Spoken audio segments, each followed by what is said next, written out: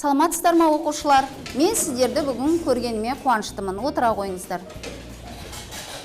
Бүгін сіздерге үйге тапсырма берілгені 11-ші сабақ, 45-ші бет, жауапкершілік жүгі атты мәтінді оқып, сұраққа жауап беру.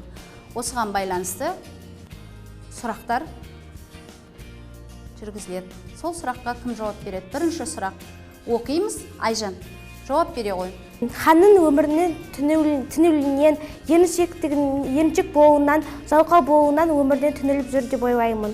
Жақсы, керемет, отыра ғой. Адамның жауапкершілігі неліктен оның мақсатымен ой ниетіне байланысты болады? Кәнеке, Мақсымбек Гүлнұр.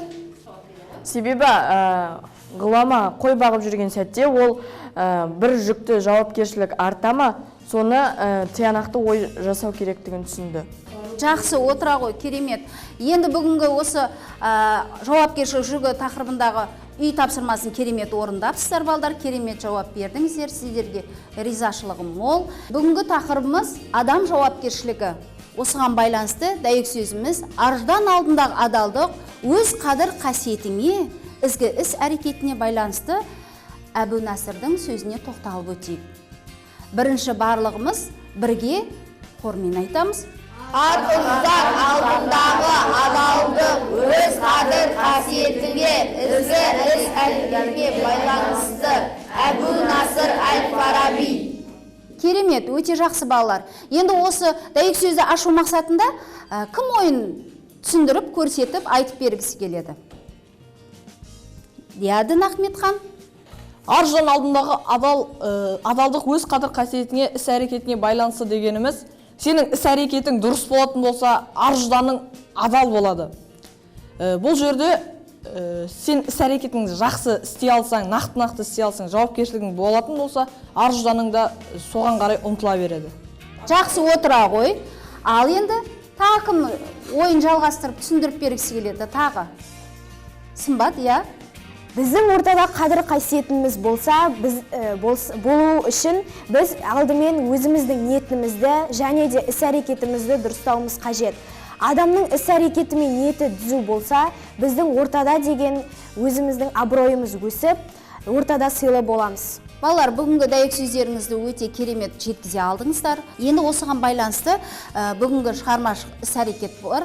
Топпен жұмыс. Мен топпен жұмысты сіздерге бөлдім. Ақиқат, сүйіспеншілік, дұрыс әрекет, ішкі тыныштық және қиянат жасама. Осыған байланысты тақтада көрініп тұр. Бірінші топ отан алдындағы жауапкершілік, екінші топ отбасы алдындағы жауапкершілік, үшінші топ сыныптастар және достар алдындағы жауапкершілік, табиғатқа деген жауапкершілік және менің жауапкершілігім. Яғни 5 топ, 5 жаңағы жобаны қорғап шығасыздар қазір. Сіздерге осыған байланысты қазір мен өздеріңізге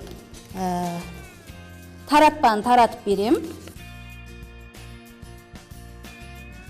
Енді осыған байланысты өз ойларыңызды бірігіп топ жұмыс жасаймыз.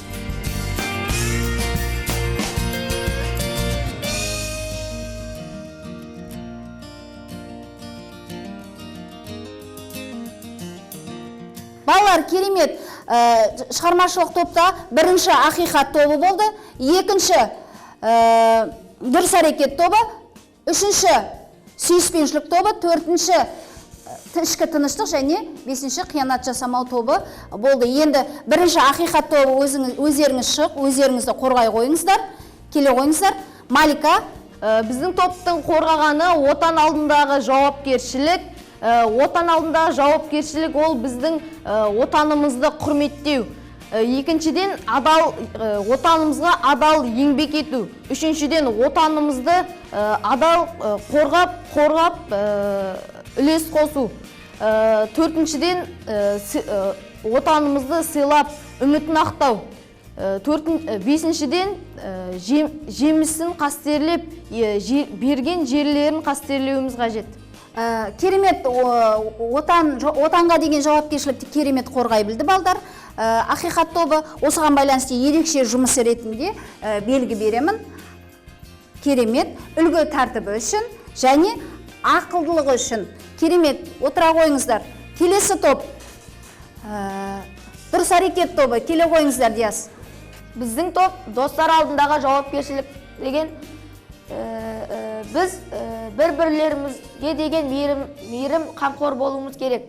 Ешқашан ешкімді сатып кетпеуіміз керек. Көмек қол ұшымызды созуымыз керек. Бір-бірімізге сенім артуымыз керек. Бастаған ісімізді соңына дейін аяқтауымыз керек. Уәдемізде тұруымыз керек. Тағы қандай ой қосасыз? Біз ешқашан бір-бірімізді сатпай, тек бір ғана алға ғана ұмтылуымыз керек. Бүгінгі дұрыс әрекет тобының жауабына өте керемет қанағаттанамыз.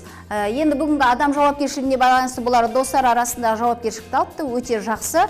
Достардың арасында достарды сыйлай білсең, өзің де сыйлы боласың демекші. Сіздерге бүгін зеректіктеріңіз үшін жарайсыз деп берем, және тамаша, керемет деген белгілерді беріп құттықтап өткім келеді. Керемет, бара қойыңыздар. Келесі топ. Бізге сүйіспеншілік тобына берілгені отбасы жауапкершілігі. Отбасы ең біріншіден ата-ананың борышын өтеу, екіншісі қамқор болу, ал үшіншісі отбасы алдындағы жауапкершілік, төртіншісі отбасы алдындағы абырой, соңғысы мейірімді болу. Қосымша сүйіспеншілік таныту. Сүйіспеншілік тобының керемет жауабына осындай ойлы шешім деген керемет белгіні бергім кеп тұр. Осындай марапаттармен кішкене мұқият тыңдағаныңыз үшін және уақытты тиімді пайдаланғандарыңыз үшін жарайсыз деп айтқым келеді. Керемет, шапалақтап қояйық балдар. Отыра қойыңыздар. Келесі топ, енді ішкі тыныштық тобы. Келе қойыңыздар. Бізде табиғатқа деген жауапкершілік. Яғни, қоғамды тазалықты ұстау, қызыл кітапқа енген жануарлар мен өсімдіктерді қорғау, табиғат үшін көркейту үшін, яғни ағаштар мен гүлдерді егу, және табиғатты аялау, қорғау біздің халықтың міндеті. Табиғатты қорғау үшін жаңа технологиялар шығару, және табиғат үшін түрлі қорларды көбейту. Керемет, ішкі тыныштық тобының ойы керемет болды. Әйтсе де біздің отанымыздың табиғатын қорғау, оны аялау біздің әрбір адамның міндеті екенін ұмытпаймыз. Осыған байланысты ақылды іс болды деп ойлаймын. Осындай керемет белгілермен керемет деп айтам, және ақылдым деп айтам. Сіздерге көптен көп рахмет, отыра қойыңыздар орындарыңызға. Келесі топ. Қиянат жасамау тобы. Кәнеки адам жауапкершілігі жеке өзінің жауапкершілігі жөнінде ойларымен бөліссін. Қиянат жасамау тобы менің жауапкершілігім. Біріншіден отанға адал қызмет ету, табиғатты сүйіп аялау, рухани адамгершілік, мектепке және ұстаздар алдында жауапкершілік, достыққа адал болу, ата-ананы сыйлап отбасының алдындағы жауапкершілік. Қиянат жасамау тобы Аслан керемет жауап берді балдар. Осыған орай керемет тапқырлық деп Асланға және жарайсың деп Алматқа және сабақтағы жетістігі үшін деп Нұралиге марапаттағым келіп отыр. Керемет, отыра қойыңыздар. Енді дәптерді ашып жазып алайық, үйге тапсырма. 12-ші сабақ. Нағыз ұстаз мәтінін оқып, сұраққа жауап беру. Енді бүгінгі алған сабағымыздағы әрбір осы адам жауапкершілігінің бойындағы отанға деген, отбасына деген, табиғатқа деген әрбір адамның бойындағы осындай керемет жауапкершілікті бүгін сіздер білдіңіздер, алдыңыздар деп ойлаймын. Соған байланысты кішкене осы алған ойымызды жинақтап, қасиеттерді жүрегіміздің түкпіріне сақтап қоямыз. Яғни ол қасиеттер адамгершілік, адалдық, жауапкершілік, құрмет, сыйластық, сабырлық. Яғни осындай керемет қасиеттерді жүрегімізге сақтап, өмірге қолдана білейік. Жақсы, сау болыңыздар.